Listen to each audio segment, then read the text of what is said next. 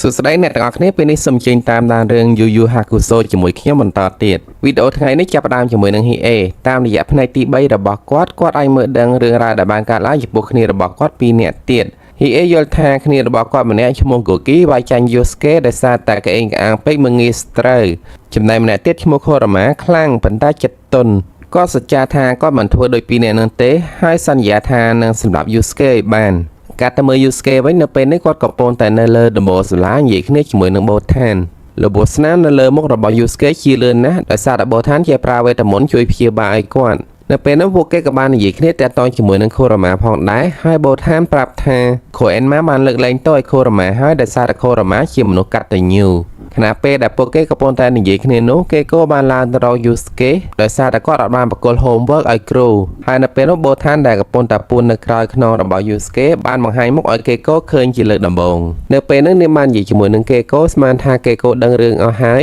ปันแต่ยูสเกบานกระบอกหนึ่งคลุกให้ปรับทางก่อนตอนปรับเกโกในหลายเตจำนายเกโกวิ่งไปเคยปีเนี่ยนักสับเซียวนี้หาใบโดยจะมีเรื่องไอแหละบางจังเนี่ยมาจานพ้องให้เคิงพ้องก่อจ่ายเช่นปฏิโนบันในปีนี้ฮีเอสับดังให้ทาเกโกนั้นคือจุดมันโดยได้จัดสนันพอดจุดมือหนึ่งยูสเกหาก็กระปนแต่เมียมหนอกระจองปลาเนี่ยนำไปจัดการยูสเกให้บรรทอมาดอมองเชิงเดปเตะฮีเอบันเดสกัดเพลย์ระบอกเกโกให้กรณีเนี่ยดาพอดก่อนเต็กกอดมันดอกได้กับเนียงเปล่าน้องไปจมูกนี้ยูสเกจะบานสัญญาระบอกฮีเอหายก็น้องโบทานก็หยับจิงแต่ตามรอฮีเอแต่มาดองมันอยู่ประมาณโปเกบานตะดอกแคลงมวยหายเคยมนุษย์หยิบร้านชอดำเรียบเนี่ยโบทานเมื่อเดินทางมนุษย์ถึงโนตรบานฮีเอปราบในตีใบระบอกกอดได้แก่หาทาจักการสันดอมในเป็นน้องฮีเอกับบานบางฮันเกโกยูสเกเคยพองได้ดามใบกำเรียมยูสเกประกอบวัตถุตับปีเตียไอก้อนกลายมาเหมือนต่อปีตัวบานวัตถุตับตั้งปีหนึ่งหายฮีเอกับประกอบเกโกไอยูสเกเวงปัญหากลายมายูสเกปนัดเคยทานในเลือดทั้งเราบอกเกโกมีระบบสแนมนั่นคือฮีเอบานปลาได้กับเนียงมุนหนึ่งฮาวินอมการภายในตีใบมือที่ในเลือดทั้งเราบอกเนียงฮีเอในยีทานในเปย์แต่ภายในโนบาทอมเป็นหลักนะเกโกหนึ่งคลายไตเจียใบไซเป็นดังยังเพลี้ยมโบท่านกับปลาเวทมนต์ระบอเนี้ยเติร์ตบกับอ้อยภายในน้องบากเลือนเปย์ปัญหาตัวยีนะทางโประบอโบท่านมีกับน็อตบาสันจีนินปลาจรดไอมิโครธนาดอชีวิตจังวิธีแต่มวยก็ได้ยูสเกช่วยผู้นินตั้งปีเนี่ยบ้านคือจัดการฮีเอบานเลือนหล่มพอดกาบอยู่ในเป็นนังฮีเอเองกับอันนะอันทางก็ไอพลาตีบานเลือนโดยเกตเตลพอดเหรอปัจจัยกลายมาในเป็นก็จังลุยตะไบปะหายูสเกบิกร้อยสลับแต่เตยบานยูสเกซอยมาได้ใบกระจอบมอนสำหรับยูสเกไปไวธรรมดาก็ดอดเลือนเตะปัจจัยในเป็นแต่มัดแพร่บอกก็มีโครธนาจังมันเดินทางก็บานทางโพลปิเซปินามอเตกาบอยู่บนตอบเตี้ยฮีเอแรงไปทูได้เอายูสเกเตียหายคือก็จะปรามปราตำรงเจียบไปใส่ระบอกก็ประโยชน์เหมือนในยูสเกแต่มาดองขนมเปย์แต่มวยเกก็มาให้เคยทาโครมาก็กับปนแต่รถสันดามาแคลงนั่งพองได้ตลอดตั้งเมื่อกาบหยดเนี่ยไว้ในเปนี้ฮีเอบานปราเวทมนต์ภายในตีใบระบอกก็จับยูสเกจวบในเปนุตัวใบยูสเกคอมเรยานะก็เรือรวยได้จังกล้าในเปแต่ฮีเอบินสำหรับยูสเกจาวแต่หายโครมามันโจคลุ้นแต่รองจำหนัวรวยให้ปลาเชื่อมระบอกก็จะตะเลิภายในตีใบระบอกฮีเอการทวนจังไอจุยอายุสเกรวยปีจำนองวันบ้านการตะโครมาจุยยูสเกคือเดซาแต่ยูสเกทลอบจุยจีวัตระบอกก่อนบนต่อมายูสเกบันเตอร์ประโยชน์จมือในฮีเอบนต่อติดเป็นนุฮีเอเมื่อเดินทางขณะเป็นสถานเพื่อกระปงแต่ลางกำเนิดครั้งทำพอสปิริตเอเนจีระบอกยูสเกก่อกันแต่ลางครั้งพองได้จังก่อนมันไอเป็นเยี่ยไปบันต่อแต่ติดเตะเตอร์เป็นหยาบจัดการยูสเกบันเลื่อมหม่อมพอด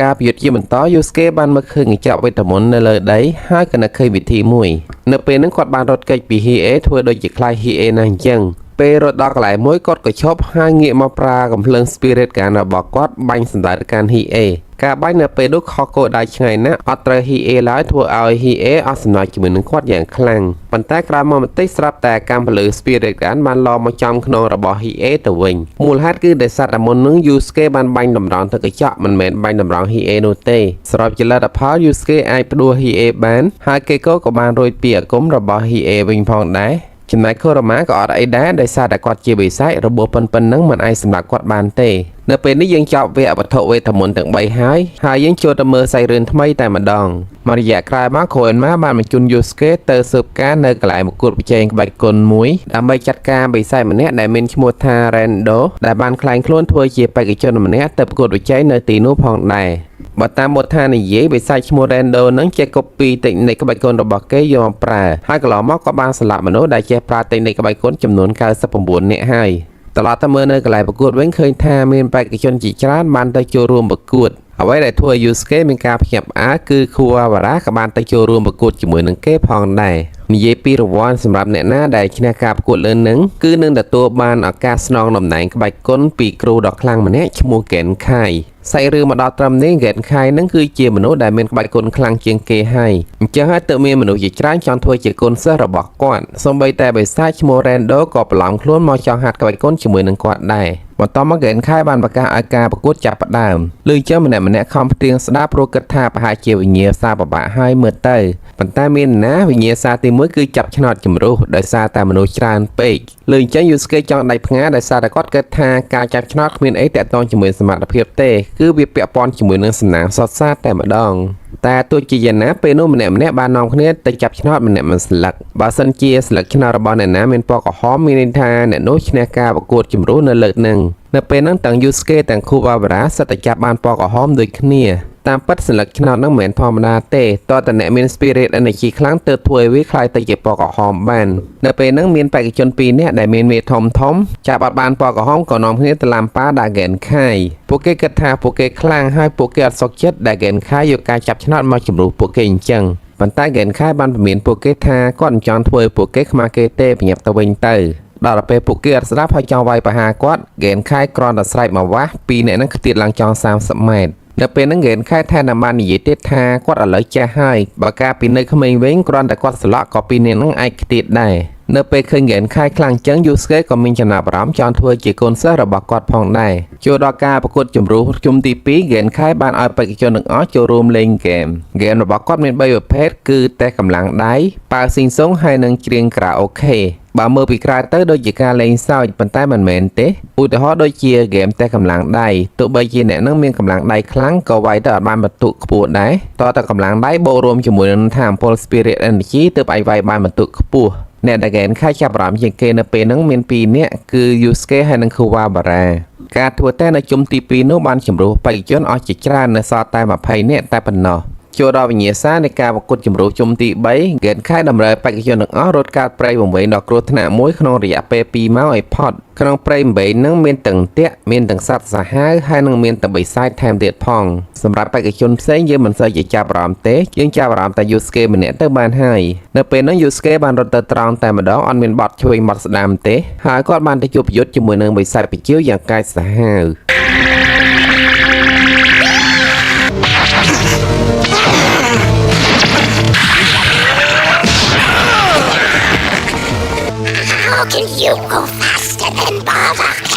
បន្តមកសាច់រឿងបានកាត់ទៅមើលនៅទីប្រែកប្រត់តែម្ដងអ្នកដែលបានរត់ទៅដល់ទីមុនគេគឺ Kuwabara បន្តមកទៀតមានបេក្ខជន6នាក់ទៀតរត់ដល់តាមក្រោយតែអត់ឃើញ Yusuke នោះទេនៅពេលហ្នឹង Kuwabara បានសុំឲ្យ Genkai ពជាពេលបន្តិចទៅប៉ុន្តែ Genkai អត់ព្រមស្នានៅពេលដល់ម៉ោង Yusuke បានដើរទៅដល់ទីនោះល្មម Yusuke ប្រាប់ Genkai ថាគាត់យឺតដោយសារតែបិសាចបជាវរារាំងគាត់ហើយក្រោយពេលដឹងថា Yusuke អាចចាត់ការបិសាចបជាវបាន Genkai មានការចាប់អារម្មណ៍ជាមួយនឹងគាត់យ៉ាងខ្លាំងនៅពេលនេះបេក្ខជនដែលត្រូវចូលរួមប្រកួតនៅសល់គ្នា8នាក់គត់ហើយវិញ្ញាសាបន្ទាប់គឺចូលដល់ការប្រកួតក្បាច់គុណបន្តមក Genkai បាននាំបេក្ខជនទាំងអស់ចូលទៅក្នុងវិហារមួយហើយបិទទ្វារចិត្តអង្កត់សូនឆឹងក្រោយមកគាត់បានដុតជាគៀងតូចមួយឲ្យភ្លឺពឹមអាចមើលឃើញមុខគ្នាចម្ងាយពីគាត់ប្រហែលជា2-3ម៉ែត្រតែប៉ុណ្ណោះគាត់ចង់ឲ្យបេក្ខជនមកគូទៅប្រកួតគ្នានៅទីងងឹតហើយប្រើវិញ្ញាណមើលគូស្ត្រូវជំនួសឲ្យភ្នែកអ្នកដែលឈ្នះគឺអ្នកដែលមានជីវិតអាចដើរត្រឡប់មកវិញបាននៅពេលនោះ Kuwabara បានប្រាប់ Yusuke ថាតាំងពីចាប់ផ្ដើមប្រកួតមកគាត់មានអារម្មណ៍ថាព្រលឹងខ្មោចតាមឡងគាត់មិនដឹងទេហើយ Yusuke ក៏បានប្រាប់គាត់វិញថានៅក្នុងចំណោមបេក្ខជនទាំងអស់មានបិសាចម្នាក់ឈ្មោះ Rando ប្រឡងខ្លួនជាមនុស្សមកចូលរួមប្រកួតបន្តមក Genkai បានឲ្យបេក្ខជនណែនាំខ្លួនម្ដងម្នាក់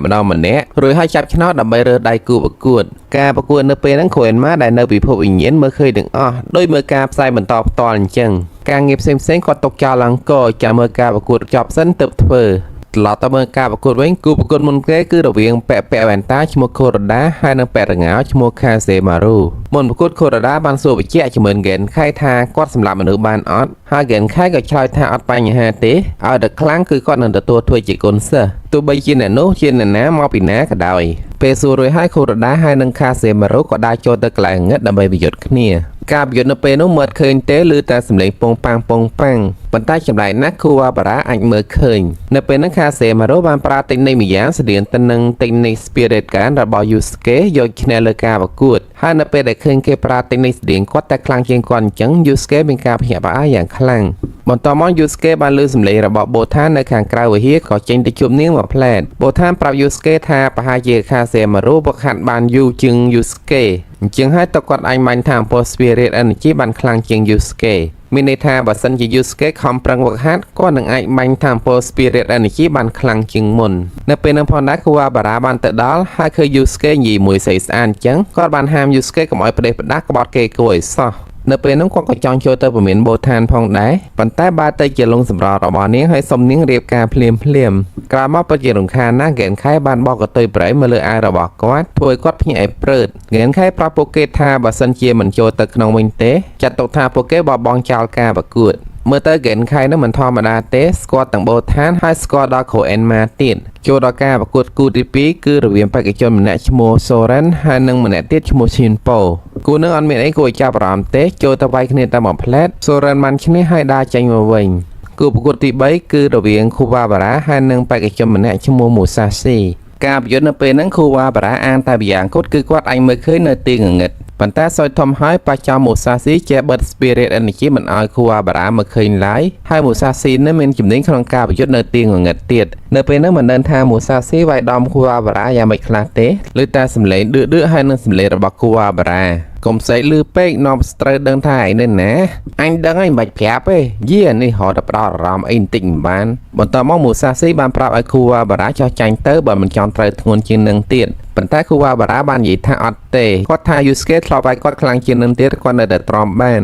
ល្អហើយដែលនៅចាំបានស្មានតែផ្លេចហើយតាដល់ពេលអញ្ចឹងមូសាស៊ីក៏ចាប់ផ្ដើមប្រើដាវឈើរបស់គាត់វិញម្ដងមូសាស៊ីនិយាយថាកន្លងមកគាត់ប្រើដាវឈើរបស់គាត់សម្រាប់កម្ចាត់បិសាចតែប៉ុណ្ណោះតែនៅពេលនេះសូមខ្ជិលចាត់ការគូវ៉ាបារ៉ាដែលរឹងក្បាលនឹងចោលម្ដងហើយនៅពេលនោះមូសាស៊ីបានកាប់គូវ៉ាបារ៉ាឡើងដួលរហូតដល់បាក់ចុងដាវទៀតផងហើយខណៈពេលដែលមូសាស៊ីគិតថាគាត់ឈ្នះហើយគូវ៉ាបារ៉ាបានរើចចុងដាវរបស់មូសាស៊ីដែលបាក់ងើបឡើងប្រយុទ្ធបន្តទៀតឃើញចឹងមូសាស៊ីក៏មានការភ្ញាក់ផ្អើលខ្លាំងណាស់ដែរហើយគាត់សម្រេចថានឹងចូលទៅចាត់ការគូវ៉ាបារ៉ាម្ដងទៀតឲ្យធ្ងន់ដៃហើយនឹងឲ្យសម្រេចតែម្ដងបន្តមកមូសាស៊ីក៏សម្រុកចូលទៅដាក់ Super គូវ៉ាបារ៉ាជាលើកចុងក្រោយប៉ុន្តែគួរភ្ញាក់ផ្អើលណាស់តាមរយៈចុងដាវរបស់មូសាស៊ីគូវ៉ាបារ៉ាអាចប្រើថាមពលវិញ្ញាណរបស់គាត់បង្កើតបានដាវវិញ្ញាណមួយវាយបកទៅកាន់មូសាស៊ីវិញបានគិនខៃមើលដឹងថានៅដំណាក់កាលគ្រោះថ្នាក់ដល់ជីវិតអនុសបញ្ញញ្ញរបស់គូវ៉ាបារ៉ាបានបង្កើតដាវនឹងចេញមកការពារខ្លួនអូតូម៉ាទិកស្របទៅការប្រកួតគូទី3នឹងគូវ៉ាបារ៉ាគឺជាអ្នកឈ្នះ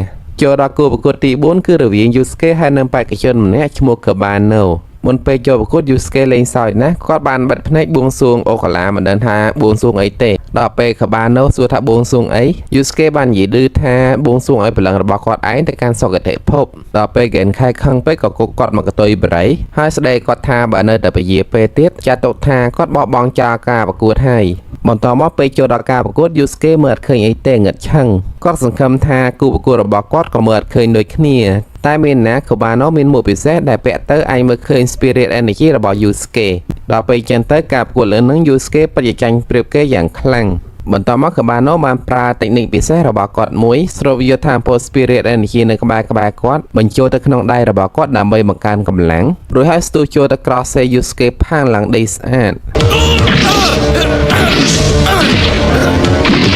កូបាណូបាននិយាយថាបើសិនជាយូស្កេព្រមចោះចាញ់គាត់នឹងទុកជីវិតឲ្យប៉ុន្តែសម្រាប់យូស្កេវិញទោះជាគាត់ត្រូវស្លាប់ក៏គាត់អត់ចោះចាញ់ដែរនៅពេលហ្នឹងកូបាណូមើលលេងសូវឃើញ Spirit Energy របស់យូស្កេហើយអញ្ចឹងហើយទៅគាត់គិតថាយូស្កេខ្សោយជាងមុនប៉ុន្តែហ្គេនខៃវិញមើលដឹងថា Spirit Energy របស់យូស្កេបានប្រូទម្រង់ហ្វ្រេកង់ដែលខ្លាំងជាងមុនធ្វើឲ្យឧបករណ៍ដែលកូបាណូកំពុងតែពាក់នៅក្បាលហ្នឹងមើលអត់ដឹងការប្រកួតបន្តទៀតកូបាណូបានស្ទុះចូលមកដាល់យូស្កេម្ដាយហើយយូស្កេបានចាប់ដៃគាត់ជាប់នៅពេលនោះយូស្កេមានបំណងចង់ប្រើក្បាច់បោកចំបាប់ជាមួយនឹងកូបាណូតែប៉ះជាមួយនឹងកូបាណូដែលជាជើងឯកបោកចំបាប់ស្រាប់យូស្កេទៅមិនរួចជាមួយគាត់ទេត្រូវប៉ុណ្្នឹងហើយយូស្កេនៅតែសម្ដីថ្លោះហើយគម្រាមកូបាណូថាបើចូលមកម្ដងទៀតគាត់នឹងវាយបំបែកក្បាលរបស់កូបាណូជាមិនខានសម្ដីរបស់យូស្កេធ្វើឲ្យកូបាណូខឹងណាស់ក៏ស្ទុះចូលទៅមែនហើយក៏ត្រូវបានយូស្កេប្រើ Spirit Gun បាញ់គាត់ឡើងបែកមួក មូលហេតុដែល Yusuke ដឹងថា Kabano នៅណាគឺដោយសារតែមុននឹងពេលបោកចំបាប់គាត់បានរើកតុយប្រេដែល Genkai គប់គាត់មុនពេលចូលប្រកួតទៅសោកជាប់ចកេះរបស់ Kabano ជាលទ្ធផលការប្រកួតនៅគូទី4នេះគឺ Yusuke ជាអ្នកឈ្នះសម្រាប់រឿងនេះផងណាខ្ញុំសូមស្លេះត្រឹមប៉ុណ្ណេះសិនសូមអរគុណអ្នកទាំងអស់គ្នាដែលបានតាមដានទស្សនារឿងនេះជាមួយខ្ញុំបើសិនជាអ្នកទាំងអស់គ្នាយល់ថារឿងនេះល្អមើលសូមកុំភ្លេចជួយចុច like ហើយនិង comment ពាក្យថាល្អមើលម្នាក់មួយផងហើយចំពោះអ្នកដែលមិនទាន់បាន subscribe ឆានែលមនុស្សចរណៃទេក៏សូមជួយ subscribe ម្នាក់មួយសូមអរគុណនិងសូមជូនពរអ្នកទាំងអស់គ្នានឹងក្រុមគ្រួសារឲ្យមានសុខភាពល្អសំណាងល្អនិងអនាគតបវររុងរឿង